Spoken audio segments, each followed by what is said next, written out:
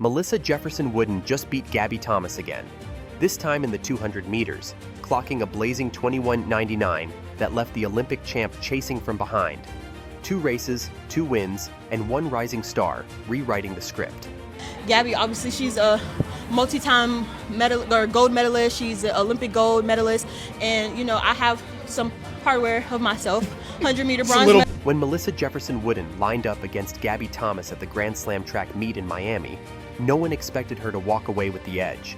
Gabby, after all, was the Olympic gold medalist in the 200 meters, a dominant force in both the 100 and 200-meter fields. Melissa was respected, of course. She had an Olympic bronze in the 100-meter and had made a name for herself as one of the fastest starters in track. But in terms of overall expectations, the spotlight was clearly on Gabby. People anticipated she would sweep the short sprints title with ease. Instead, something very different happened. In Miami, the short sprints title was based on combined results from the 100-meter and 200-meter. The pressure was high, the field stacked, and yet it was Jefferson-Wooden who quietly chipped away at expectations. Across the 2 races, she managed to edge out Gabby by a single point in the final tally. That might not sound like much at first, but in a sport where every fraction of a second matters, a 1-point margin can mean the difference between national buzz and background noise. It was a turning point. Jefferson-Wooden didn't just show up, she disrupted the order. And this ever since Miami, obviously I came up short, got 3rd place, still was able to come away being slam champion, but the goal is always to go out there and win. And what made it even more surprising was how unexpected the win was. Heading into the event, Melissa had been mostly known as a 100-meter specialist. She had the raw speed, yes, but many assumed Gabby's experience and stamina would carry her in the combined ranking. And yet, Jefferson-Wooden proved she wasn't just a one-race wonder.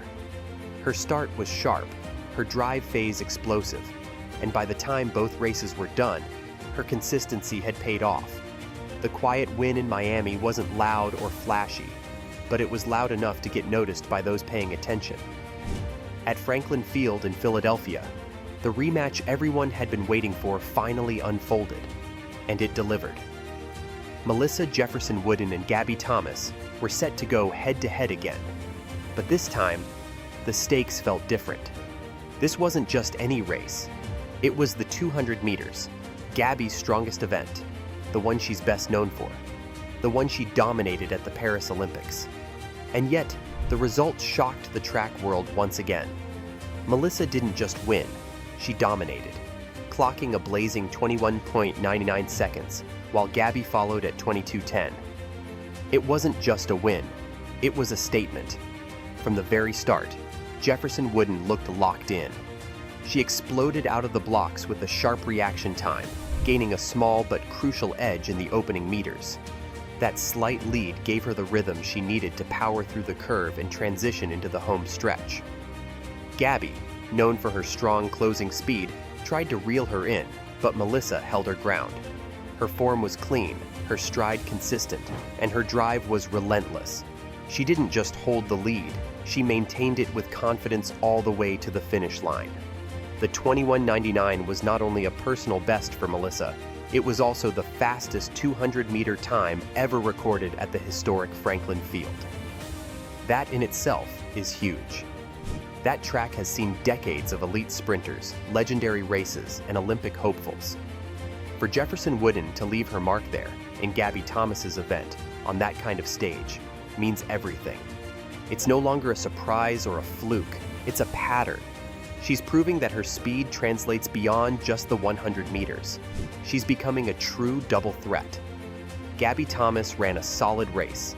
A 22.10 is an elite time, and under different circumstances, it could have easily won. But on that day, it wasn't enough.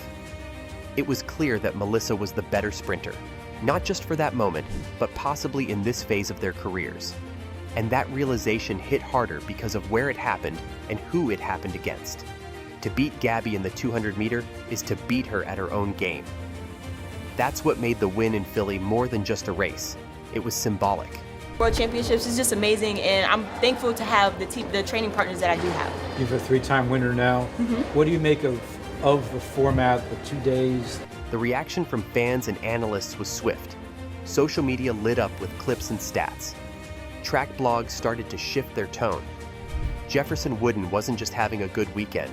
She was building a resume for the season.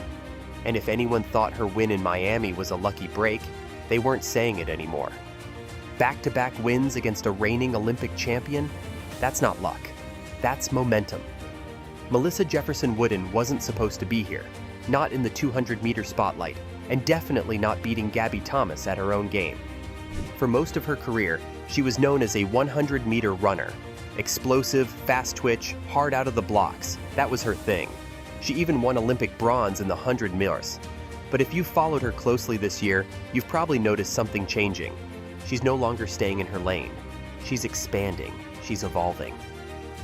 And now, she's turning into a legitimate force in the 200-meter. It started after a tough outing in Miami.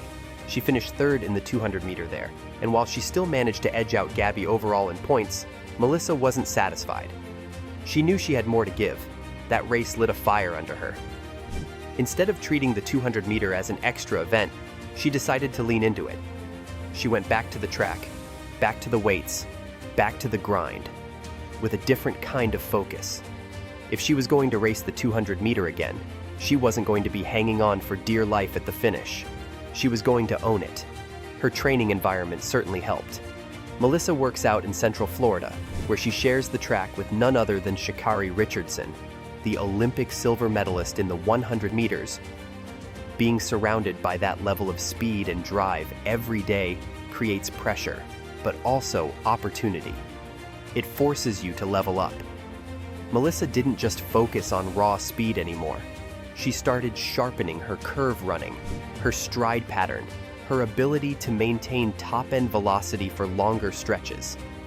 That's the difference between a good 100-meter runner and a great 200-meter sprinter, and she knew it. Did yesterday in the 200, and now it's just about trusting my abilities and focusing on the things that I need to do and being disciplined in those things, even when. What makes Melissa so dangerous now is that she's combining the best of both worlds. She still has that 100-meter explosiveness, the kind that gives her a head start out of the blocks. But now she has the tools to carry that momentum through 200 meters without falling apart. That was clear in Philadelphia, where she didn't fade or tighten up in the last 50 meters. She looked strong, fluid, and composed from start to finish. That's not just talent, that's preparation. Gabby Thomas didn't walk into the Grand Slam season as just another competitor. She came in as the reigning Olympic gold medalist in the 200 meters. Her name has been at the top of the sprinting world for years. With her smooth form, strong finishes, and consistent sub-22 performances, Gabby has been the woman to beat. That's what made her back-to-back losses to Melissa Jefferson-Wooden feel so jarring. She didn't get blown out, but in both Miami and Philadelphia, she finished second. And for a sprinter of Gabby's caliber, second place feels like unfinished business. Her 22:10 in Philadelphia is still a world-class time. It ranks among the top performances globally for 2025. But when you're used to leading the pack, even the slightest gap feels like a signal. Jefferson-Wooden didn't just win. She did it with control from start to finish. Gabby was chasing for most of the race, and although she closed well, she couldn't close enough.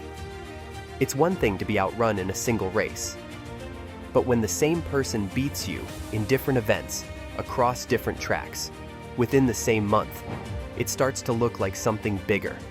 For Gabby, this isn't unfamiliar territory. She's had to come back from injuries, setbacks, and disappointing finishes before. She's a strong mental competitor who doesn't shy away from pressure. But this season is shaping up differently. Jefferson-Wooden isn't an unproven rookie or a one-hit wonder. She's a legitimate challenger with momentum and confidence. And that means Gabby is going to have to raise her game. Whether that's in training adjustments, race strategies, or mental preparation, something has to shift if she wants to reclaim her top spot. You can feel the shift happening in the way people are talking too.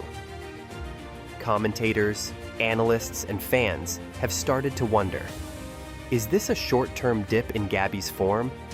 Or is it the start of someone else stepping into the spotlight? That's the tension hanging in the air now.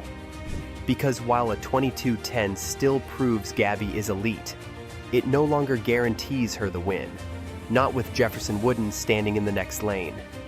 And if there's one thing sprinters hate more than losing, it's the feeling that the crown might be slipping. So, what are your thoughts on this? Let us know in the comments below.